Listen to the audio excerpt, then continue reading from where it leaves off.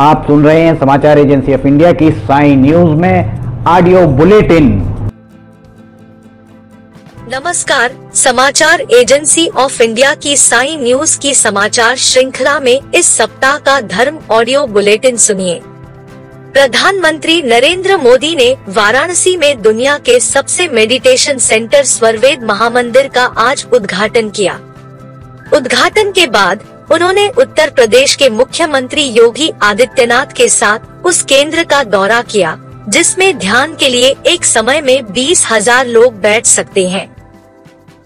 7 मंजिला अधिरचना महामंदिर की दीवारों पर स्वरवेद के छंद उकेरे गए हैं।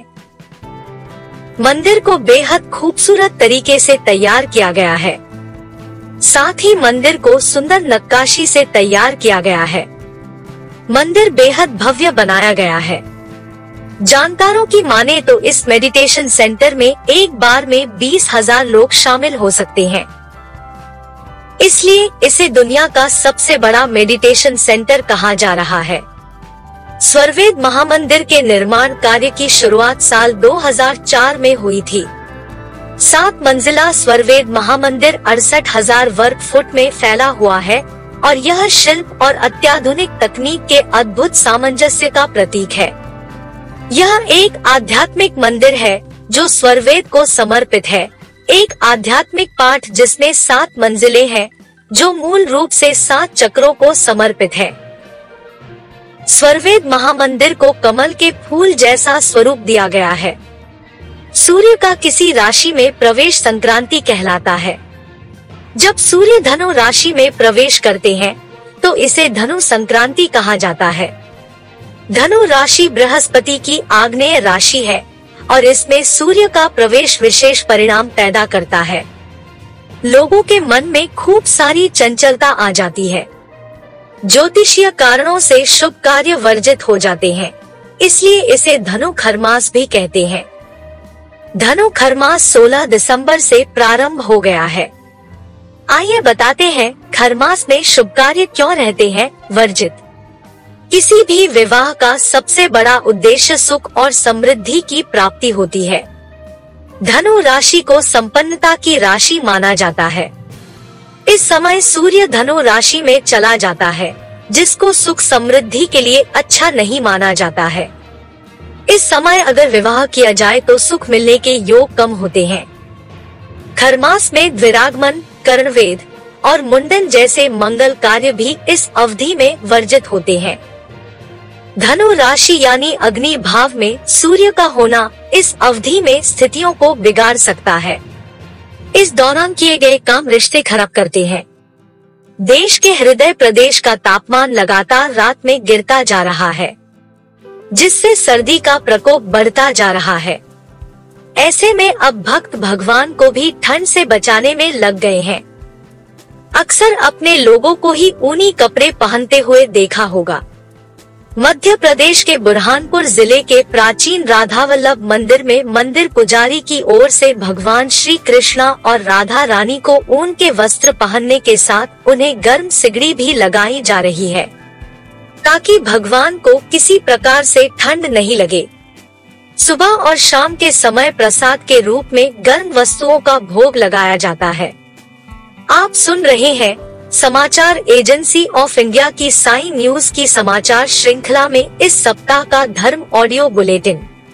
चंदौसी नगर के सीता रोड स्थित गीता सत्संग भवन में श्रीमद् भागवत कथा के 7वें दिन कथा व्यास पंडित शिव शंकर भारद्वाज ने भगवान कृष्ण की विशेष लीलाओं का वर्णन किया, मित्रता के उदाहरण दिए, भगवान कृष्ण और सुदामा के चरित्र का वर्णन किया।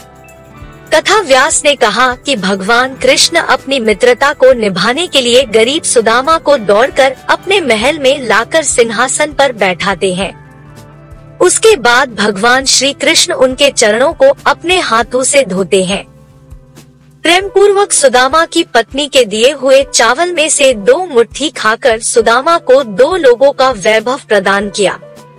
साल 2024 के जनवरी के महीने में खरमास का समापन होते ही वैवाहिक कार्य फिर से शुरू हो जाएंगे। तो आइए जानते हैं हिंदू पंचांग के अनुसार साल 2024 के पहले महीने जनवरी में विवाह कार्यक्रम कब रहेगा और क्या है इसका शुभ मुहूर्त? मंगलवार 16 जनवरी, बुधवार 17 जनवरी, शनिवार 20 जनवरी, रविवार 21 जनवरी, सोमवार 22 जनवरी, शनिवार 27 जनवरी, सोमवार 29 जनवरी, मंगलवार 30 जनवरी एवं बुधवार 31 जनवरी को विवाह के मुहूर्त रहेंगे। भगवान राम की नगरी अयोध्या कल उत्सव के रंग में रंगी नजर आई। अवधपुरी में बीते दिवस मर्यादा पुरुषोत्तम राम की बारात निकली और यहाँ के तमाम निवासी नाचते गाते हुए अपने आराध्य के विवाह समारोह में शरीक हुए। भगवान राम की प्राण प्रतिष्ठा के लिए निमंत्रण के तौर पर देश भर के 6 लाख गांवों में अक्षत कलश भिजवाए गए हैं। ये अक्षत कलश जिन जिन शहरों में पहुंच रहे हैं वहां उनका भव्य स्वागत किया जा रहा है। अक्षत कलश जब मध्य प्रदेश के जबलपुर पहुंचा तो यहाँ लोगों का जोश देखते ही बना। कलश के साथ भक्तों ने शहर में भव्य शोभा यात्रा निकाली। यही नहीं, नर्मदा नदी के किनारे विधि विधान के साथ कलश की पूजा अर्चना भी की गई। विंध्य कॉरिडोर का निर्माण कार्य अपने आखिरी चरण में है। ऐसे में मां विंध्यवासिनी के धाम में अब विदेशी सैलानियों के पहुंचने का भी सिलसिला शुरू हो गया है। यहाँ बड़ी तादाद में स्थानीय लोगों के साथ साथ विदेशी सैलानियों ने मां के धाम में पूजा अर्चना की। दरअसल विंध्यवासिनी धाम में विंध्य कॉरिडोर का निर्माण कार्य अब अपने आखिरी चरण में है। परिक्रमा पथ का निर्माण कार्य करीब पूरा भी हो चुका है। ऐसे में उम्मीद है कि जल्द ही विंध्य कॉरिडोर मां के भक्तों को समर्पित कर दिया जाएगा। आप सुन रहे हैं समाचार एजेंसी ऑफ इंडिया की साई न्यूज की समाचार श्रृंखला में इस सप्ताह का धर्म ऑडियो बुलेटिन। 22 जनवरी को अयोध्या में भगवान श्री राम के नवनिर्मित मंदिर की प्राण प्रतिष्ठा की जाएगी। इसको लेकर राम नगरी में तैयारी जोरों शोरों से चल रही है। राम मंदिर की मुख्य पादुका अहमदाबाद पहुंची है। श्री राम मंदिर की ये मुख्य पादुका एसजी हाईवे स्थित तिरुपति बालाजी मंदिर में दर्शन के लिए रखी गई है। हैदराबाद के चल्ला श्रीनिवास शास्त्री द्वारा अयोध्या के श्री राम मंदिर की ये चरण पादुका 1 किलो सोना 7 किलो चांदी से तैयार की गई है।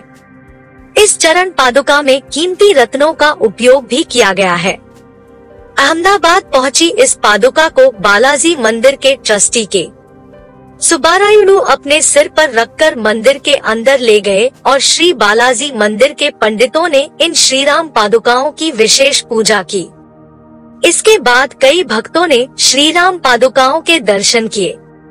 कुछ भक्तों को इन्हें अपने सिर पर रखने का सौभाग्य भी प्राप्त हुआ। आप सुन रहे थे समाचार एजेंसी ऑफ इंडिया की साई न्यूज में मंगलवार 19 दिसंबर से सोमवार 25 दिसंबर 2023 का धर्म ऑडियो बुलेटिन। अगले सप्ताह 26 दिसंबर 2023 से 1 जनवरी 2024 तक का धर्म ऑडियो बुलेटिन लेकर फिर हाजिर होंगे। अगर आपको यह ऑडियो बुलेटिन पसंद आ रहे हो तो आप इन्हें लाइक, शेयर और सब्सक्राइब जरूर करें। जय हिंद।